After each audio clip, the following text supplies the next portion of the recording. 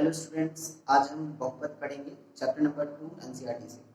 ठीक है, तो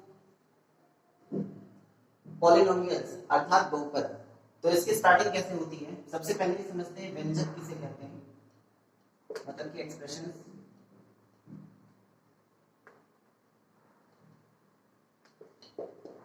तो सबसे पहले चर और अचर, मतलब वेरिएबल और कांस्टेंट, इन दोनों को अगर हम आपस में मिलाकर लिख देते हैं तो जो बन जाता है उसे क्या कहते हैं? व्यंजक। जैसे कि हम लिखते हैं x+2, 2x, x/2, कुछ भी हम लिख सकते हैं, x+a, a+b, ऐसा कुछ भी हम अगर लिख दें xyz के टर्म में, मतलब किसी भी वेरिएबल के टर्म में, और किसी कांस्टेंट 2 3 4 कोई भी नंबर से उनके टर्म्स में इन दोनों को मिलाकर लिख दें तो जो बनता है उसे व्यंजक कहते हैं। ठीक है, जैसे सपोज दैट हमने 4 लिख दिया तो ये भी एक व्यंजक है। हमने केवल x लिख दिया या केवल y लिख दिया या y की पावर समथिंग लिख देते हैं, इन सभी को हम बोलते हैं व्यंजक। ठीक है, फिर व्यंजकों का वर्गीकरण होता है अलग अलग टर्म्स में, जैसे कि एक पदीय व्यंजक, द्विपदीय व्यंजक, उसके बाद त्रिपदीय व्यंजक,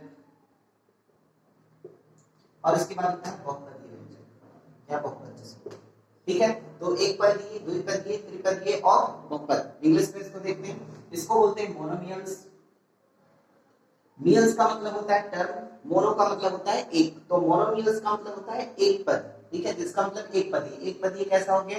जैसे हम इसको लिख दें एक पदीय। ठीक है, इसको हम कह सकते हैं एक पदीय, इसको हम कह सकते हैं एक पदीय। ठीक है, दूसरा होता है बाइनोमियल। बाई का मतलब होता है दो, नोमियल्स का मतलब होता है पद।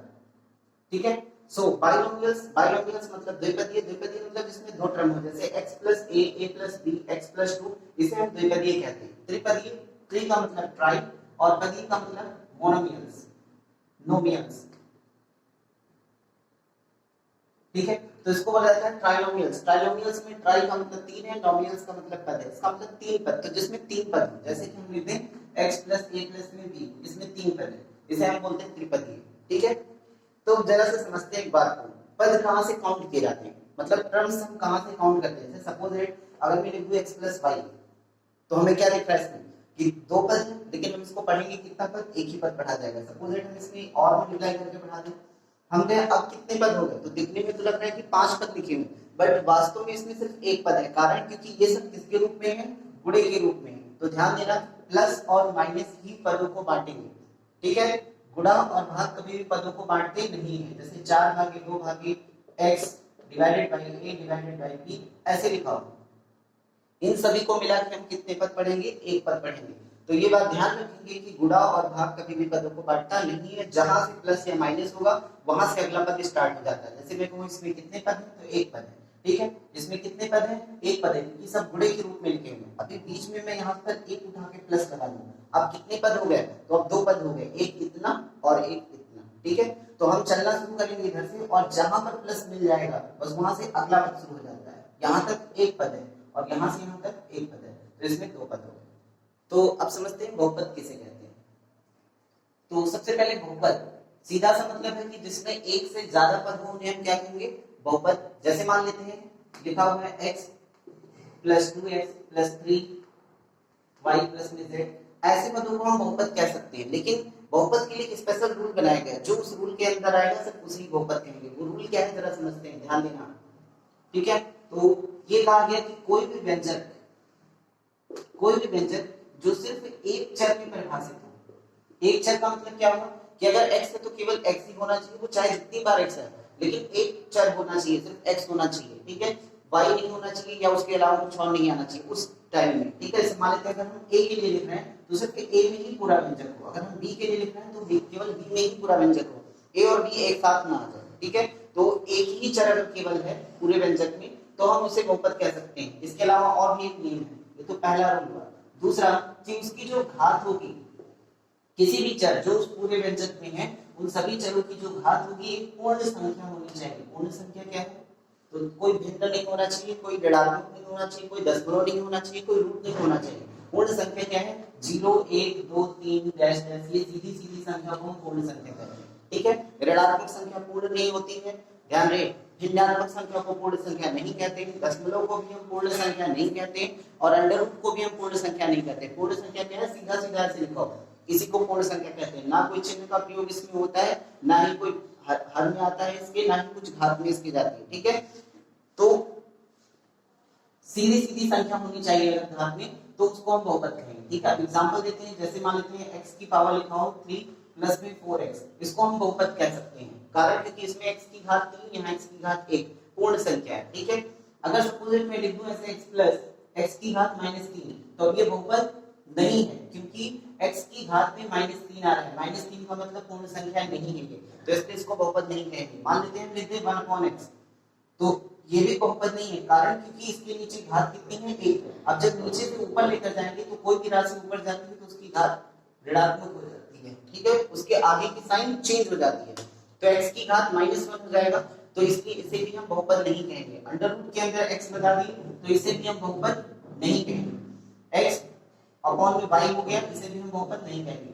तो एक से ज्यादा चर हो जाए या x की घात में कुछ हो जाए, मान लेते हैं x की घात में 1/2, तो इसे भी हम बहुपद नहीं कहेंगे, कारण क्योंकि इसकी जो घात है भिन्नात्मक संख्या होगी, पूर्ण संख्या नहीं है। तो केवल एक चर हो और घात जो है वो पूर्ण संख्या हो, तो उसे हम क्या कहेंगे, बहुपद। अब बहुपद की एग्जांपल देखते हैं, ये सब तो वो हैं जो बहुपद नहीं हो सकते, ठीक है। देखते हैं जो बहुपद हो सकते हैं, x² + 2x + 4, ऐसे x + 2 x + 4x + 5, ऐसे हो सकता है x पावर 3 + 2x² + 5, ये सब क्या है, बहुपद है, ठीक है। और मान लेते हैं जैसे x + 2x² x, इसे हम बहुपद नहीं कह सकते, कारण क्योंकि नीचे का एक हर है, दोनों पे बांट के सरल करेंगे तो हमें x की घात -1 मिल जाएगी, ठीक है, तो इसे हम इसलिए बहुपद नहीं कहेंगे।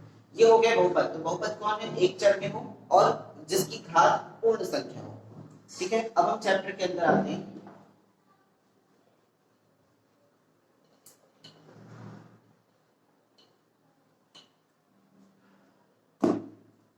तो हमारी जो एनसीईआरटी की एक्सरसाइज 2.1 है, ठीक है, उसमें फर्स्ट क्वेश्चन में हमें ग्राफ दिया गया है और ग्राफ के अकॉर्डिंग हमें बताना है कि इसके हल कितने होंगे, ठीक है। तो बात है एक्सरसाइज पर।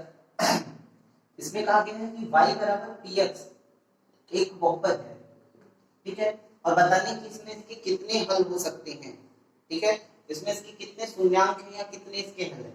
तो सबसे पहले हम ये ध्यान देंगे कि जो बहुपद है वो किस में परिभाषित है, x में परिभाषित है। इसका मतलब है जब हम इसका ग्राफ खींचेंगे तो वो x अक्ष को काटेगा, वो भी कितनी बार काटेगा, जितनी उसकी अधिकतम घात होगी, ठीक है, उस बहुपद की जितनी अधिकतम घात होगी उतनी बार काटेगा, ठीक है। और किसी भी बहुपद की जितनी अधिकतम घात होती है, मान लेते हैं x² + 2x + 4 लिख दें, तो जितने इसके अधिकतम घात है उतने इसके हल होंगे या उतने इसके शून्यांक होंगे, ठीक है, जिसे हम जीरोस भी कहते हैं या रूट्स भी कहते हैं, ठीक। तो किसी भी व्यंजक में, किसी भी बहुपद में x की जो अधिकतम घात है उतने उसके जीरो रूट्स या शून्यांक या हल हैं, ठीक है, और उतनी ही बार वो x अक्ष को कट करेगा। तो सीधा सीधा से पूछा गया कितने होंगे, तो जितनी बार x अक्ष को कट करे, तो ये x अक्ष को नहीं काट रही है, तो इसमें आंसर क्या होगा, 0, 1 ही, ठीक है। दूसरे में देखो, ये एक बार x अक्ष को कट कर रहा है, तो एक बार कट कर रहा है, इसका मतलब इसके कितने हल होंगे, सिर्फ 1 होंगे। इसका मतलब इस व्यंजक की अधिकतम घात भी 1 होगी, x की अधिकतम घात। अगला, यहां पर ध्यान देना, x अक्ष को कितनी बार काट रहा है, 1 2 3, x अक्ष को 3 बार काट रहा है, इसका मतलब इसके कितने हल होंगे, 3 हल होंगे।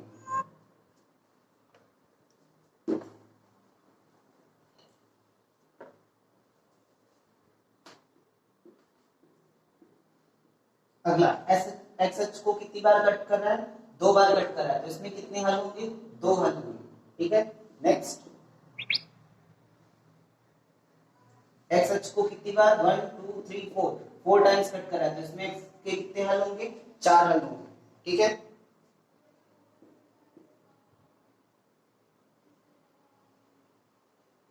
इसमें देखो 1 2 और 3 बार कट कर रहा है, तो इसमें कितने हल होंगे, 3 हल होंगे, ठीक है।